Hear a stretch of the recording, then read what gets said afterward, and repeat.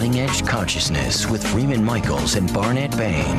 Thought-provoking discussions and bold ideas from the edge of possibility. And welcome to Cutting Edge Consciousness. Freeman Michaels here. With Barnet Bain. Good moment, everyone. Good moment. I'm having a good moment. You like my eye? Hey, you look like you got in a street fight. I do, right? You look like you got grit. I have grit. I have true grit. I've always wanted grit. Now I have grit. I actually, here's how it happened. You're going to look, it's even better than a street fight. I fell 25 feet. Well, you have to start that it was a gift from your wife. It was a gift from my wife.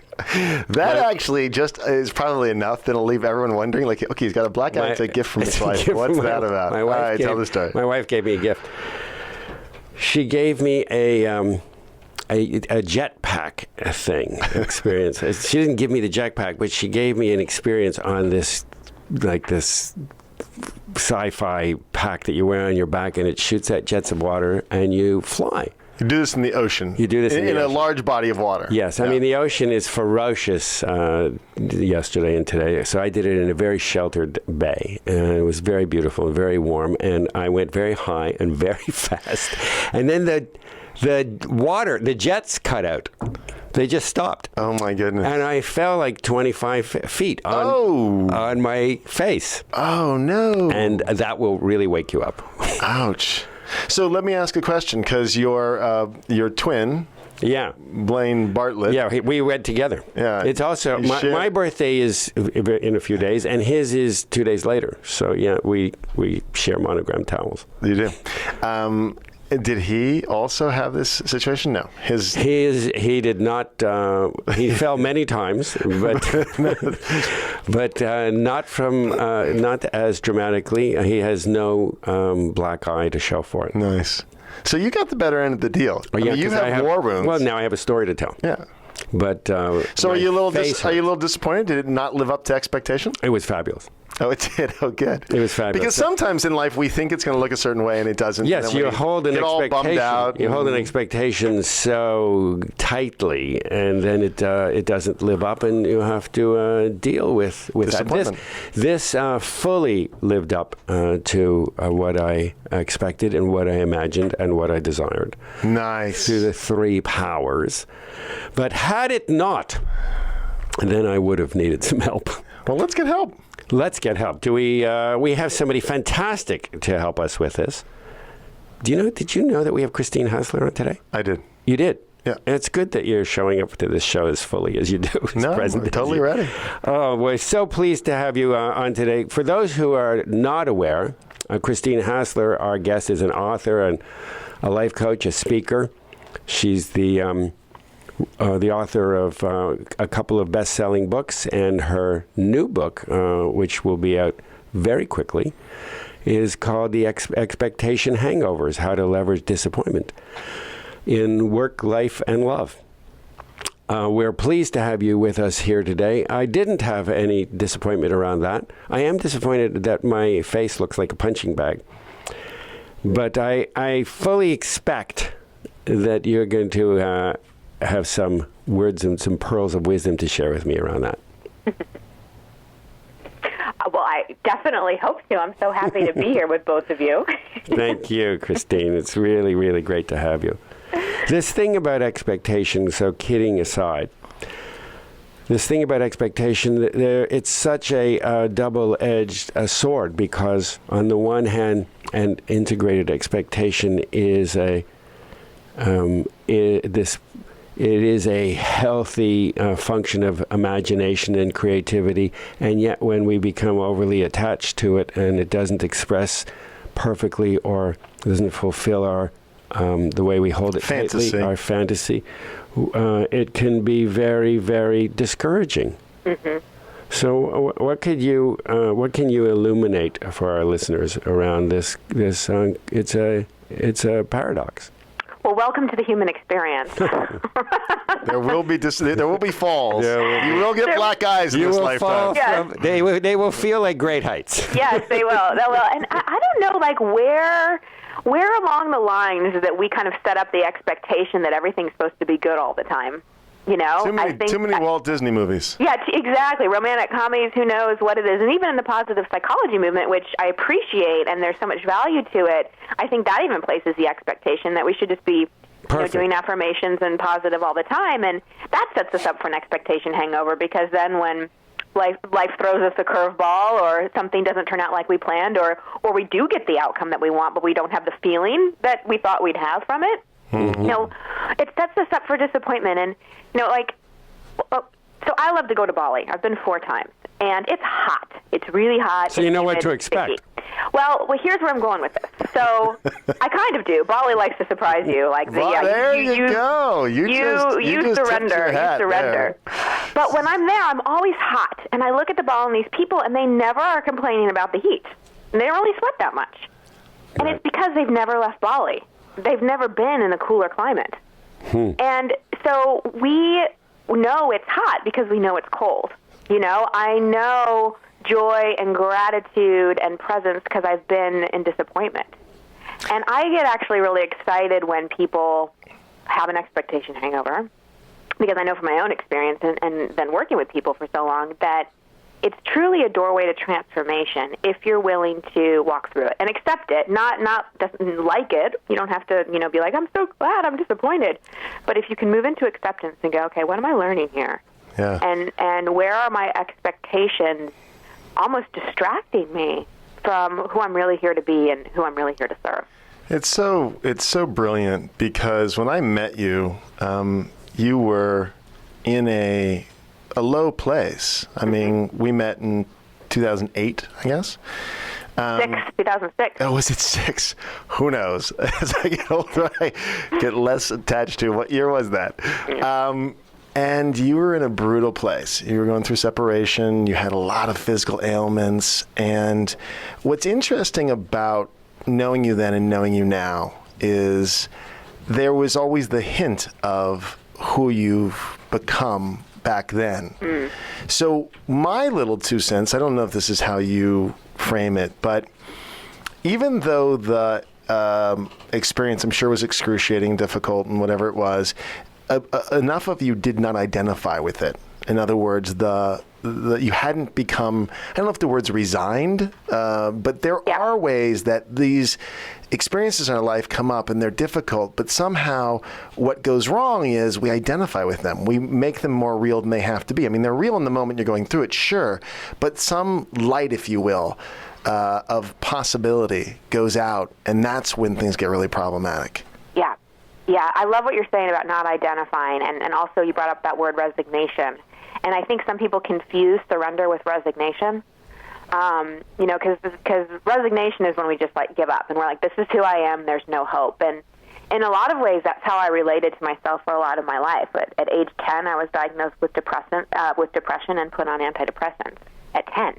And part of when you knew me, Freeman, almost 28 years later, was the journey of wanting to really get off of those. And knowing, it's like I started peeling back the layers of the onion of myself probably, in my early 20s. I'd been in therapy all through my teens, so I could psychoanalyze myself to death. But I hadn't yet connected with that place inside of me that wasn't broken. That wasn't broken. Beautiful. Right. Beautiful. I was still carrying around a story that somewhere inside I was flawed. And so I always approached myself as like a home improvement project. There was always something to tweak, and I was always looking for what there is to fix. And so much of, my education at the University of Santa Monica, where you and I met, and just my own spiritual journey and my own work has been, all right, there's what's going on. There's sort of my life curriculum that I'm dealing with, but there's nothing fundamentally wrong with me. And that really was the kind of the foundation. I needed that plank. That was the most kind of important, plank in my foundation, or brick in my foundation, in living a life not driven by expectations of who I thought I would need to be or what I thought my life needed to look like, and really coming into a loving, accepting place with myself, and moving from a place of not having expectations of myself, but acceptance of myself. That's so beautiful, and so succinctly laid out as as a possibility for people. And I'm very grateful for you that you've shared yourself in this way with us so intimately. There's more. Feel free to dig deeper. Well, I want to invite you to share with our listeners. Let's say 2 ways that they can respond to feelings of overwhelm and disappointment. 2 ways that they can rethread them back to self-acceptance. Sure. The first thing is feel your feelings. We, as a society, do not know how to process our feelings. And we shame feelings like anger and sadness, and they don't feel good, so we want to get out of them immediately. And I teach and talk a lot about the difference between recycling and really releasing feelings. And we recycle them when we only kind of sort of let them express, or we have a good cry, but we're judging ourselves while we're crying. You know, why am I upset? When am I going to be over this? I hate this, like whatever. And so allow yourself to feel what you're feeling. You know, if you need to yell into a pillow, if you need to have a good cry, and while you're feeling the feeling, there's a part of you inside that can say it's okay. Let it out. I love that. I know there's a second part, but I feel compelled to jump in because, you know, feel your feelings is different than explain your feelings. And I feel like where we go terribly wrong is that we try to feel our feelings so we can explain our feelings, which is another way of saying control our feelings, versus really feel our feelings and allow them to take us someplace that is a little out of control, a little messy. And in that release, tremendous wisdom is like waiting underneath it. But it's when we start feeling our feelings in the therapy model that you were describing earlier, then it's about explaining our feelings.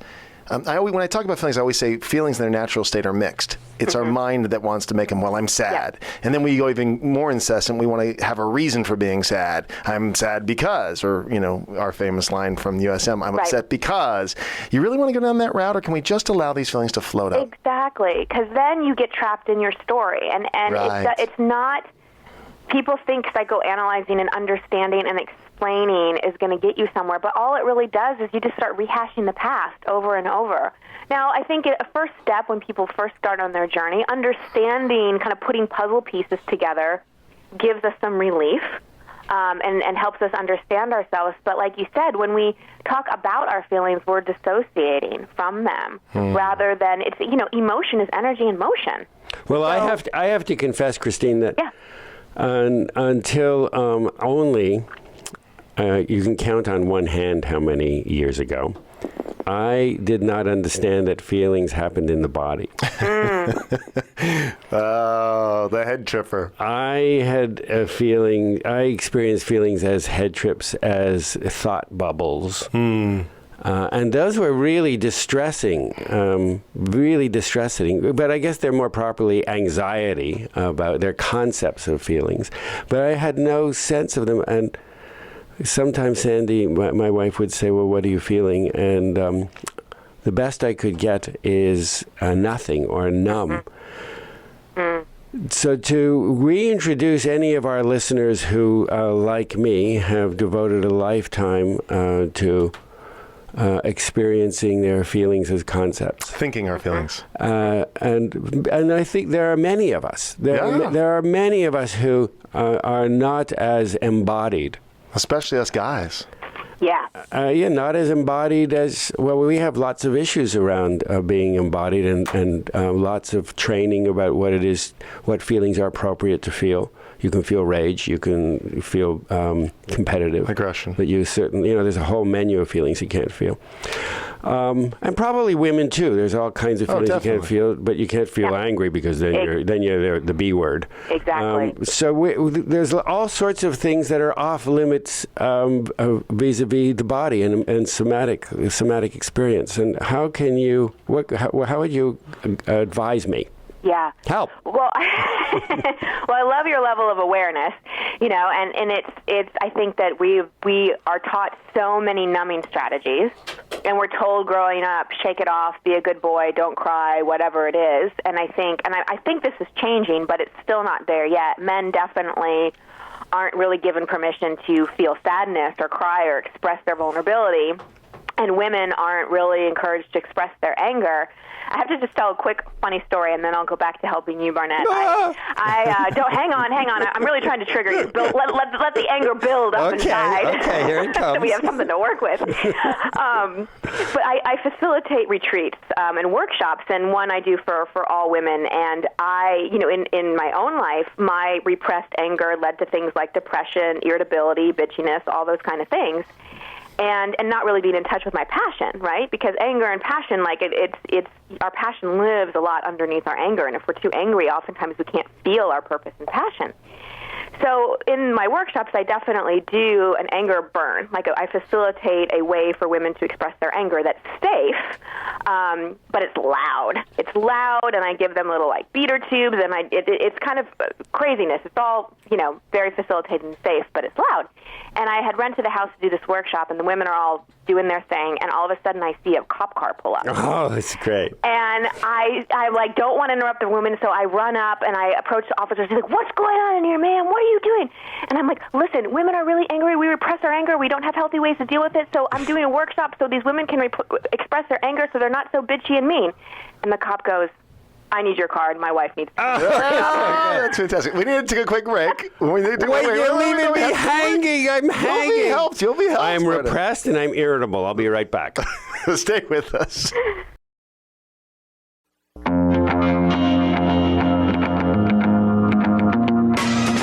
Welcome back to Cutting Edge Consciousness, thought-provoking discussions and bold ideas from the edge of possibility.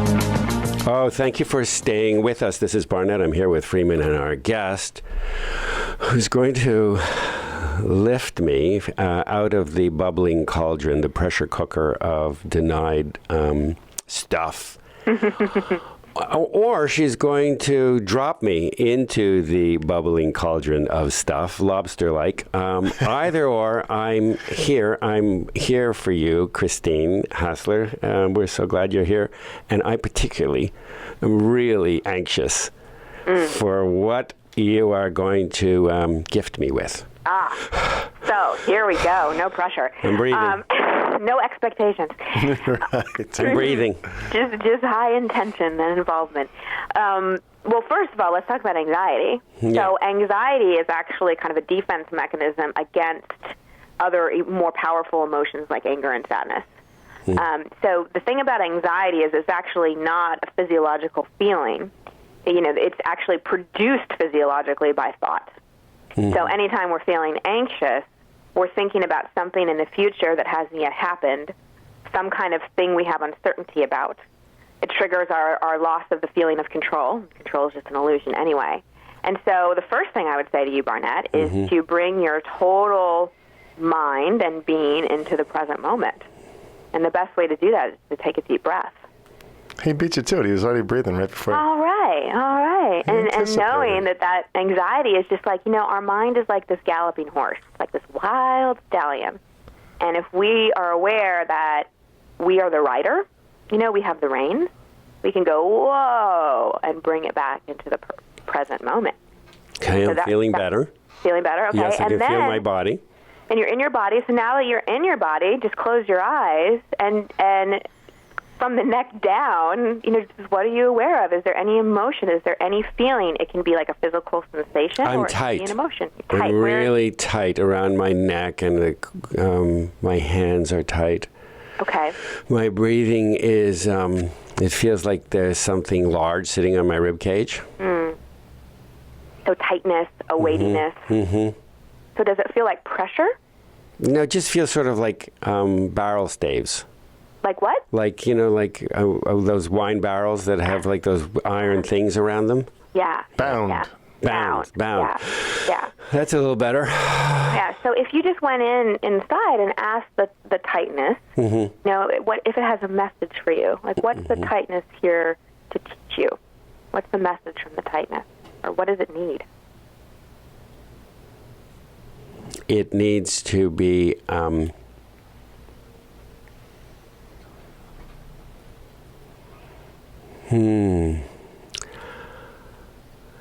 It needs to be shed. It can be dropped. It needs to be recognized that it's there and that it's largely a habit. Yeah. And that if I let it go, would I really fall apart? Would that would everything in me just fall out, or probably not? No, not. Yeah. Yeah. And so that tightness, we want to have compassion for it because it served a purpose in keeping you safe. It's been a bit of a protector, probably. Christine, can we do this twice a week? Get out your checkbook, man. So yes, no, yeah, that was a interruption on my part. So I'm back. Yeah, that's okay. So it's like these parts of us that we want to get rid of that are uncomfortable, like this tightness. Mm-hmm. By judging them, by resisting them, it only makes them stronger. And so we have to have compassion for the pain, too, and the tightness or the constriction or whatever you're feeling, Barnett, because it's kept you safe, right? So it's giving that part of you a new job description. So instead of like tightness and protection, this part that feels like it really wants to look out for your highest good, how could it serve you? It could give me like a little heads up, gentle whisper without taking over. Right. Because all that taking over is just fear, right? Yeah. And it's just habit, too. Yeah. I mean, that's what you said, is it's a habit. Yeah. So when we get triggered, the key is not to run all the way down the path, to recognize that it's happening and find a constructive way of working with that energy. This is really good, and I absolutely feel better and in my body and present, and that's how fast it can be, right? It can always be that fast. It can be so fast. You know, all of these things, like, you know, any expectation, hangover, any feeling, like all those things, it's our higher self's way of getting us back to the present, back to the truth. We just want to avoid. We want to live in the future or the past. We want the quick fixes. And if we take the time to just honor what's present for us and build that compassion muscle in ourselves and break these habits, you know, one of the techniques I teach in the book on the mental level is this kind of role-playing RX called the horseback rider. And again, knowing you have the mind, but you're the rider, and just internally or even out loud if you're alone going, whoa, just like you'd slow a horse down, just saying that is a great, gentle pattern interrupt. You've got to see me on a horse. Is it a good sight or no? Well, it depends. I was pretty good on the jetpack too until I wasn't. One of our famous little clips has actually to do with Barnett petting a horse. It's kind of brilliant. I love it. Yeah. The idea of that, of course, is the adaptive pattern of trying to manipulate the horse, which won't be manipulated. So exactly. Yeah. I've learned so much from equine therapy and horses, and they're just such incredible mirrors of authenticity. Really. Yeah. So how are you now, Barnett? I really feel good. I feel really, really great. I'm so grateful. I feel present. Yeah, and it's just so simple. And these coping strategies that we develop, they serve for a while, but they have expiration dates. And as we grow in consciousness, you know, it's our responsibility to reparent ourselves and reprogram ourselves. You know, I think that we can come up with a lot of reasons about why our childhood messed us up or whatever. But again, then we're just stuck in the story and stuck in the pattern. And, you know, we have to become that loving parent to ourselves that we either had and can model or that we didn't have. And just by you just being present and slowing down, you know, that's what a loving parent would do with a child that was upset. I wonder, this is a wonder. I've not ever brought this up because I've used the exact same language you're using right now. But it's interesting because parent, in my experience, has a kind of vertical quality. In other words, there's an authority, right? And not an authority in a positive sense. So I wonder if, and I'm just playing, if there's another language piece, I almost want to say a friend. You know, do I have an inner friend that is really, that meets me at the level of acceptance, you know, versus parent? I'm not throwing away parent. Again, I've used that precise language. I mean, you know, and I might use it again tomorrow. Yeah. But I wonder about this because there's something about and I get the nurturing parent, I get that. But there is, for me at least, some element of where I have to abdicate authority when parent comes in, when that idea of parent comes in. And I wonder about a way where I can still have my tantrum even. What would you want? What name would you like? I said friend. Great. Works for you. Sold. Well, that was easy. I have a whole new book, Activating Your Inner Friend. It's coming. Yeah. No, I'm not being. I'm not teasing you. It is that easy. Yeah, no, I get it. Well, and even to look at, so the parent piece, what's that about? You want to make a story? No, but I'm aware that there's a whole thread of where parent has a pejorative sort of, connotation. Yeah, I think how I like to think of it is sort of like divine mother, father, that unconditional love, acceptance, nurturing. And I think in some ways, we can look at authority in a broader way, because when I look at an authority figure in the purest way, it's someone who I would trust to lead me. Yeah, I like it. It's sort of like the bumper cars in the bowling alley. And I think our inner parent needs, has a little authority of like, no, not that way.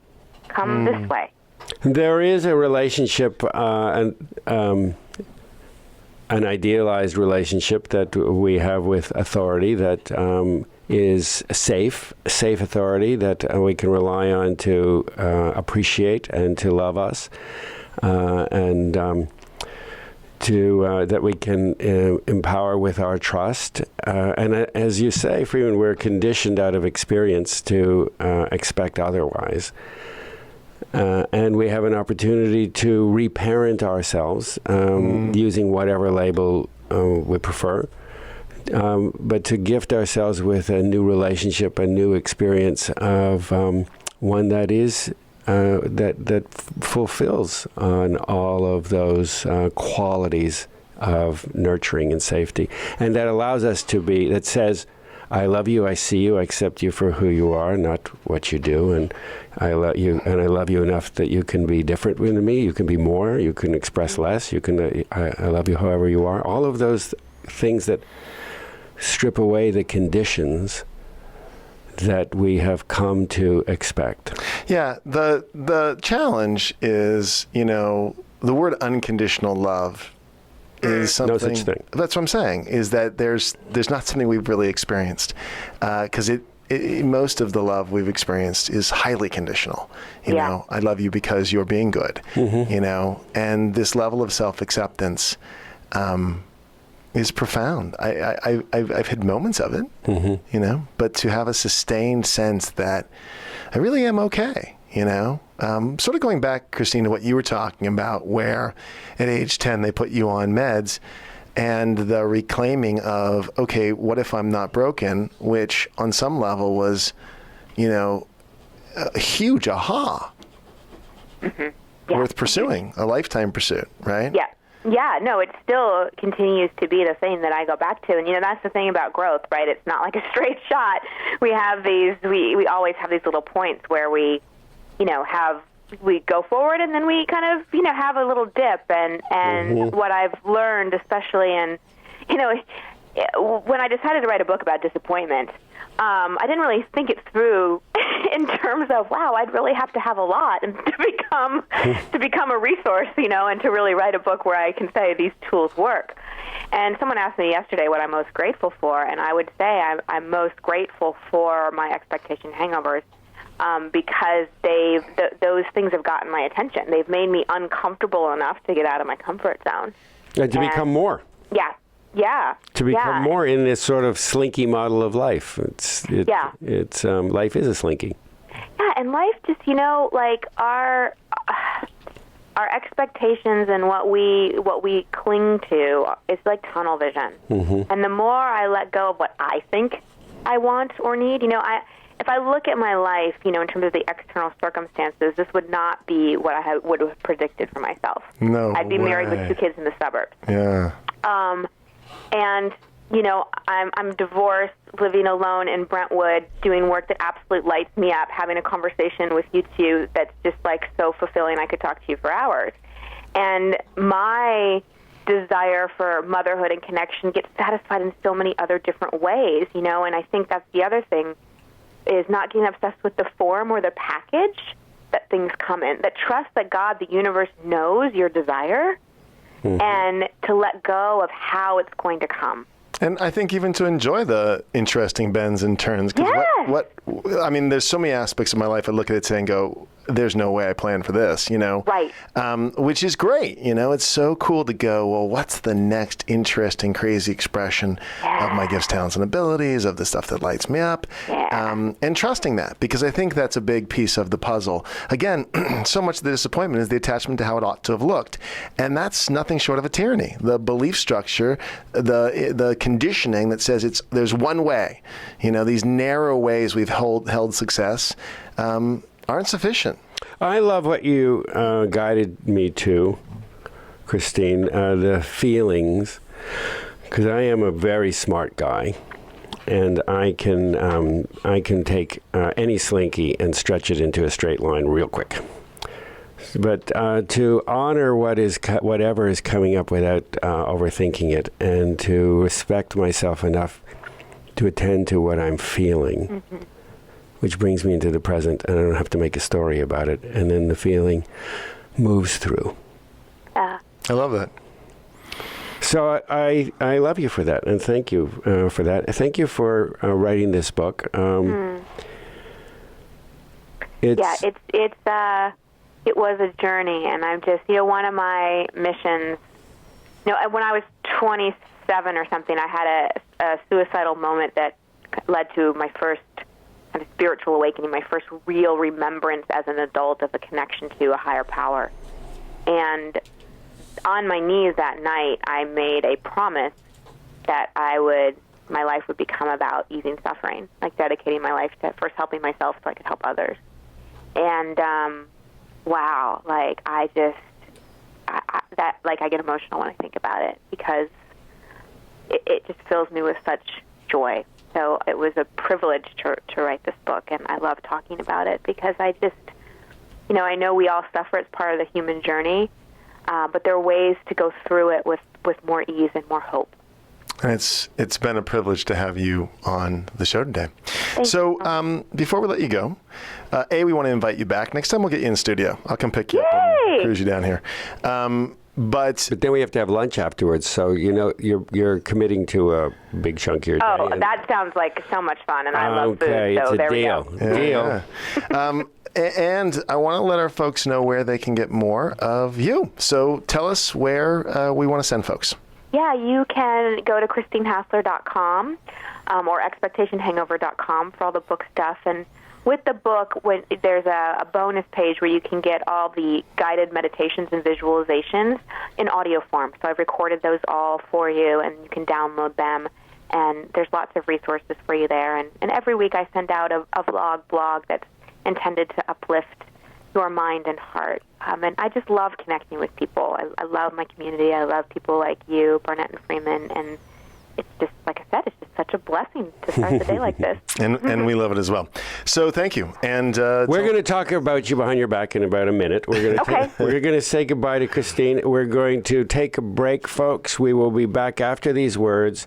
So please stay with us. Christine, thanks so much for being with us today. My pleasure. Thanks for having me. We'll be right back.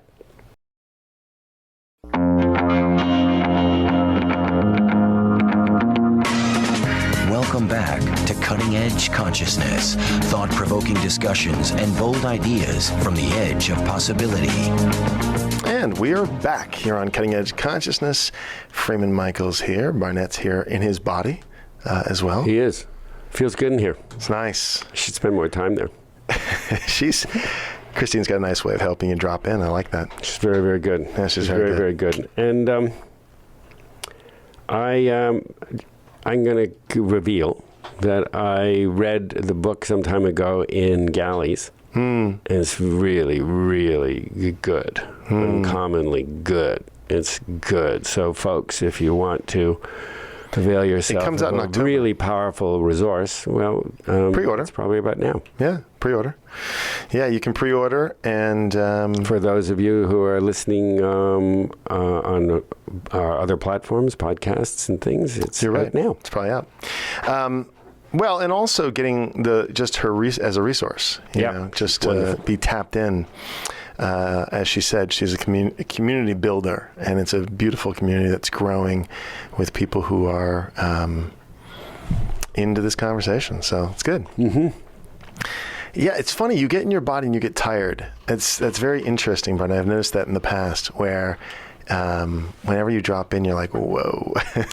Yes. I'm aware of that too. I mean, Sandy sometimes will ask me to do some breath work, and 2, 3, 4 big breaths, and I yawn. That's right.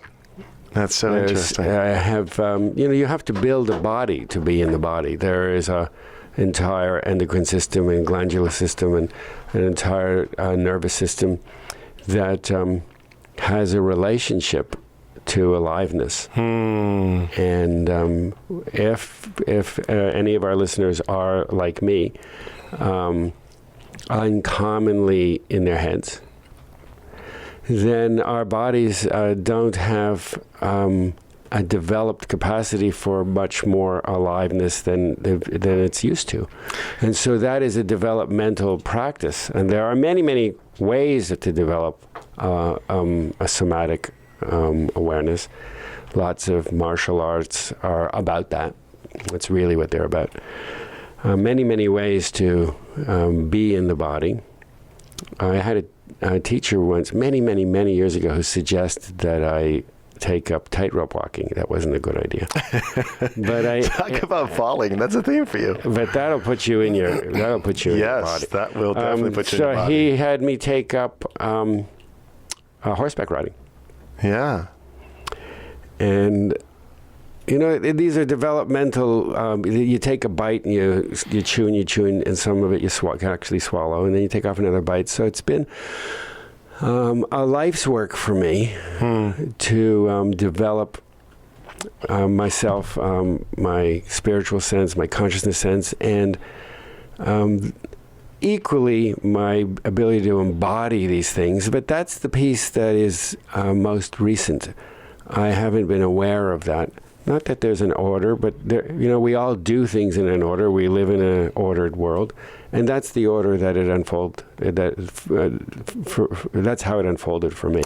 Well, and I really love the distinction that it's not a fix. It's just something we begin to relate to. So even if there's a practice, an outlet, so that I have this arena wherein I get more familiar with the aliveness that you're talking about, and it becomes more embodied. It becomes more familiar to me, right, than just head tripping my way through life. There is very limited aliveness in head tripping, so it's not a fix of what is something that is broken, but it is an add-on. It's the difference between living in running a Citroën 2-cylinder deux chevaux and a V16.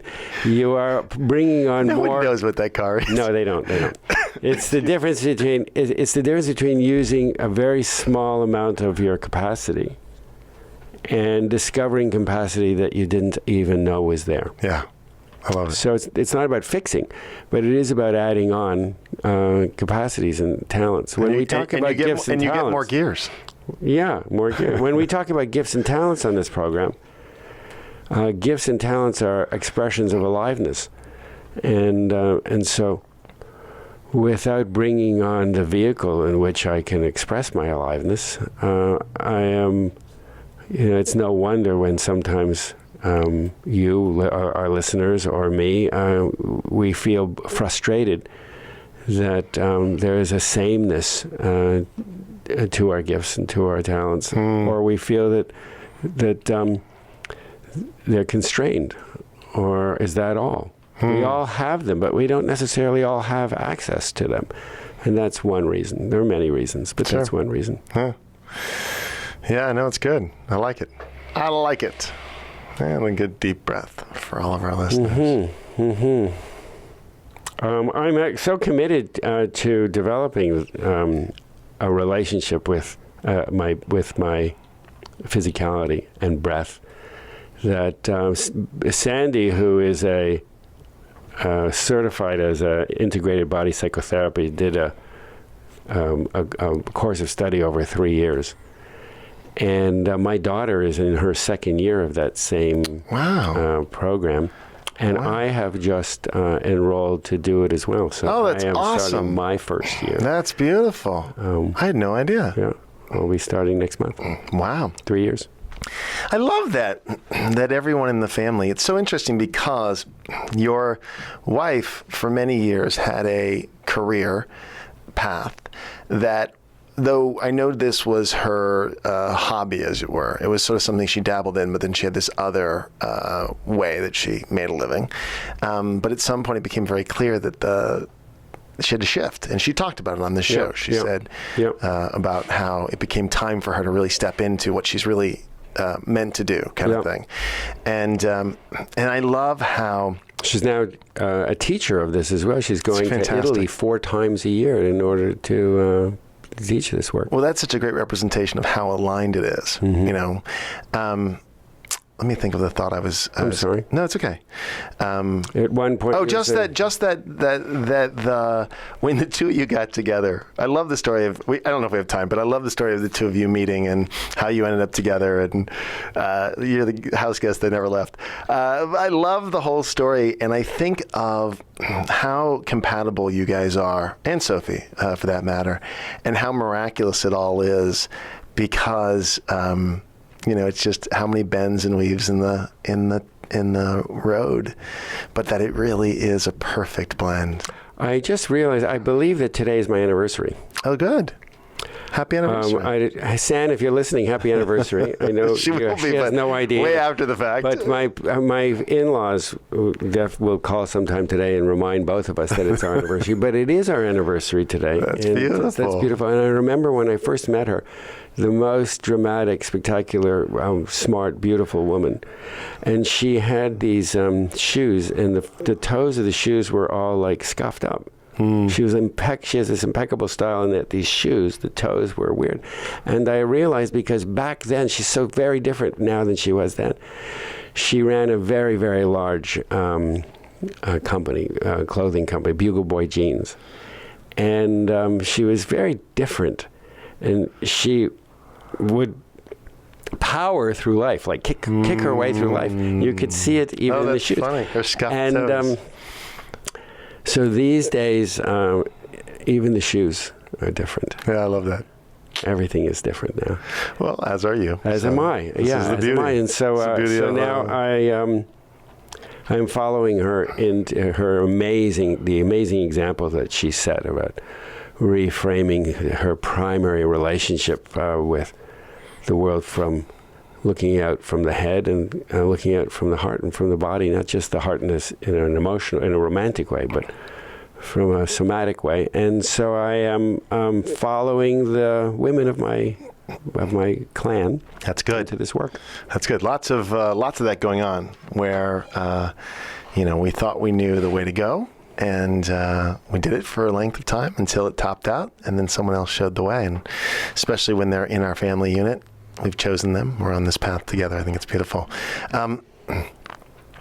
There's a lot to the getting in my body, and the practices that sort of, I don't know if the word is force me, but if you put yourself in a situation where you better be in your body, otherwise it's not going to go well. The tightrope, for example. The jetpack. I was totally in my body. You were. Had I not been in my body. And then you came crashing down. The jetpack just cut out. Yeah. So had on purpose, or that was an accident? It just stopped. Okay, got it. All right. I thought maybe they were telling you, "Hey, kid, you've been up too long. Come on down." No, it just stopped. And so, had I not been in my body, as it happened, I was really in the exhilaration of it. And I was in my body, and it requires a lot of attention and focus, and a lot of micro attention to tiny moves. And you don't want to do any big moves, or that ends badly. So, had I not been in my body, I could have been really hurt. You don't want to fall that far. Yeah. Unconsciously. Yeah. I mean, it still hurt. I'm sure. You got a black eye to show for It it. still hurt. Not enough to stop me. I still flew around for another 40 minutes. Oh, you did? Oh, that's great. Well, but just so I want to get back to what I was saying, which is just putting myself in situations where I'm going to be, what you said even earlier than this, I just cut myself off, where you said my commitment to getting in my body, that there becomes an awareness that disconnection, that adaptive pattern is so not serving you. And then the ability to make a choice, a risk, I'm going to do it different. I'm going to set myself up so that, this aptitude, this natural aptitude, but it takes some relearning when you've cut off from it for so long, right? To really be grounded, centered in your body, in your heart space, operating primarily from there versus in your head strategically, navigating life and fitting it into all these little definitions and boxes. That becomes a really dramatic set of choices and hopefully practices and things that we do, environments that we know are going to And it stir the pot. thread back to what we were discussing with William, it allows me access to, there is more than simply the 33 major arcana, but that's a pretty handsome start. It allows me access to more of the archetypes that are represented there. They're there whether they're tarot deck or not. It allows me access to more of the music that I am. Much, much more, because many of these archetypes cannot be played except in the body. I love that language, more the music of who I am. And life, of course, is, in that analogy, quite a dance. So we're going to keep dancing. We invite you to come along, because we'll be back next week. Dance with us next time. Here on Cutting Edge Consciousness.